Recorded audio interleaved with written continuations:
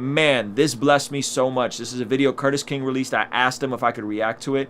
Curtis King's a friend of the channel. I consider him a friend in real life. But he's doing this whole peak enjoyment blueprint. It's a part of his 6 steps to reach peak enjoyment when making beats. And it's really about flow state and how to be as efficiently as possible. So I want those of you guys that are creatives and you struggle with inspiration, you struggle with time management, you struggle with releasing music.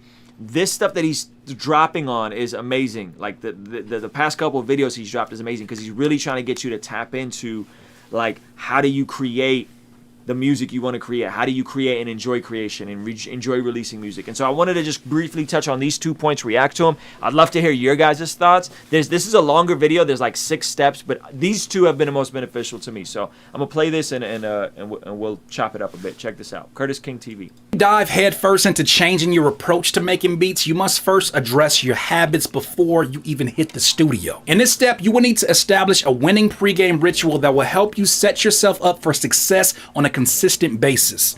Things like drinking more water, having specific times for breaks and eating when making beats, exercise in the morning, lightening up your breakfast. No more heavy waffle pancake breakfasts like y'all. Yo, this is the realest thing ever if you're creative. My man's goes so deep.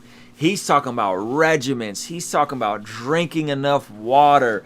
He's talking about not even something as simple as just moving, getting up, moving around, right? Not eating a heavy breakfast, right? And he's like, yo, some of y'all be, really going in on the waffles and, all these different things. And you feel bloated, you feel kind of down, you know what I mean? And so I really wanted you guys to see this part. And then the next step is also really good. But again, we are trying to get you guys to create more. We're trying to get you guys to create more, release more. But before you do any of that, you first have to feel good about creating, have fun creating, right? So let me go back to this. Check this out. Some of y'all be doing. Next, look into practicing meditation. After that, learn how to journal. Just write your thoughts out on paper, dump your thoughts out so they're no longer hindering you during the beat making process. After that, find some hobbies outside of just making music. Sometimes we hyper focus so much on it that we obsess over its positives and its negatives. So find some hobbies outside of making music. Man, I tell you what, when I was in my 20s, so much of my identity was attached to what I did that I lost sense of who I was. I made music, I made art, I grinded, I put in work, I stayed up late, I got little sleep. And it jacked me up, man. It jacked up my mental health. It jacked up my physical health. If you guys know my fitness journey, I got really fat for, not really fat. I mean, for me, 210 pounds is really fat on my frame, right? I ain't got them good genetics like some of y'all got. But I got big, man. I went on tour. I got big. I came back. I was 210 pounds, right? So we talk about fat Ruslan in my house. And so listen, getting sleep, getting in shape, like changing my regimen to becoming more of a morning person. I'm up by 5:30 every morning. These things have been invaluable in my life, and having hobbies outside of work, yo. Having hobbies outside of work. Now, I'm not saying like you need to be in a video game league or in a whatever. Like be responsible. If you got little kids, you may not have time for a bunch of hobbies. But for me, I lift weights. I'm really into fitness. I don't really cover a whole lot of that stuff on this channel. Before COVID, I was playing basketball a lot, so just getting out, being active. But all of these things will make you just a more well-balanced person, which will make you a better creative, because when you're more well-balanced, you're going to feel better about yourself, you're going to sleep better, and you're going to be more efficient, right? So let me go back to this video. Find some hobbies. Go get a puzzle. Do something a little bit out of your character. Something that you're terrible at is even better. And then the last one is probably more advice for myself.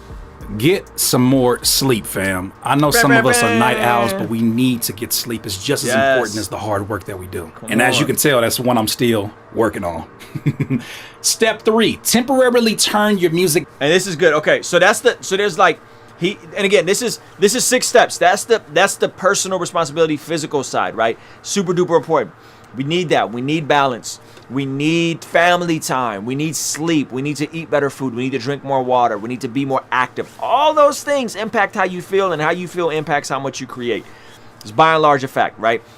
One of the biggest things that's going on in the music industry right now is we personify and idolize guys that are kind of scummy people, right? They're kind of like, they do drugs and they like objectify women, and like the very things that makes them brilliant in art sometimes, right? Are the things that are counterintuitive for living a healthy human life and contributing positively to society, right? And so we think that, man, I got to burn the candle at both ends. I got to be a reckless person. I got to, right? And if you're a believer, maybe it's a bit more toned down, but like, I'm not going to take care of my physical health as much. I'm not going to sleep as much. I'm just whatever, right? YOLO. In the world, it's a little bit more intense. They're out straight doing drugs and like wilding out. But the very things that make you, that may make someone a good artist are the things that can really cripple you in your personal life, right? And this is why a lot of artists go broke and have multiple baby moms with multiple women, and multiple babies with multiple women, and have to pay child support. And you have to take care of yourself. Like, you have to take care of yourself. So that's the first part. Now watch this part. This I've implemented recently with my new music as I'm starting to roll it out, and you guys will see what I mean. But check this part out. Back into a hobby. Ooh, you're not gonna like this one. This one is by far the most He said, switch your brain off to make music back into a hobby. Controversial yet powerful step in the peak enjoyment blueprint. I want you to temporarily shift your focus from producing beats to make money, selling beats and all things like that, to discovering how would you produce beats if money wasn't even a factor. Before you even open up. So how would you produce beats? How would you make music? How would you make YouTube videos? How would you do things if money or clout was not a factor? If getting recognition was not a factor? How would you be making the music you're making now if you did not consider money? Would you be making the type of YouTube videos you make, right? If money wasn't a factor? And if you can make your music and get back to that state of, man, this is a hobby, I just love doing this, I think, one, you find more contentment out of it, but two, it's subtle enough where I think the audience knows. And this is what I mean. If I'm making a bunch of turn-up records, right, and I'm not a turn-up rapper, right, like I don't do jump around TikTok style music, right, and there's people that do that and they're super dope at it, and I'm not diminishing. Like, I don't do what John Keith does, right? Like, John Keith does what John Keith does, and he's way cooler than me, and he was way doper for me at doing that. But if I'm trying to do these records, I think, my opinion is, I think the audience subconsciously or even consciously can tell that Ruslan is incongruent with what I'm putting out there to the universe. That the audience can be like, ah, man, like, come on, dog, you're a dad. Like, you're a dad. Why are you trying to turn up? Like, you don't do auto-tune. Stop it. Like, do you, right? And so the new music I've been making is literally getting back to, hey, what do I like? Like, what do I really like? Like, when I discover a new artist, what do I want from that artist? You know what I'm saying? And since I've gotten back to that, I can make more of it. It's easier to make. I find the process more fulfilling. And I believe that there's actually a huge market for it. And I'll tell you guys why here in a second. But let's keep watching this. So get back to making music. Up FL Studio fam, you need to relieve yourself of the unnecessary pressure that the need of money puts on your beat making and mixing process. In this step, you will rediscover why you truly started to make music. Step 4, develop a bias toward. So discover why you started to make music. Discover why you started making music. Why is this important? If you don't know why you made music, if you aren't making music that you genuinely want to make, but you're making music for, I got a playlist, I got to get this to sync, I got to shoot a cool video to it, this needs to pop on TikTok. If that's the way you're approaching it, you're going to either make stuff that's incongruent, or you're going to make stuff that you're not deeply passionate about. And I've done this before. I've made this mistake before far too many times.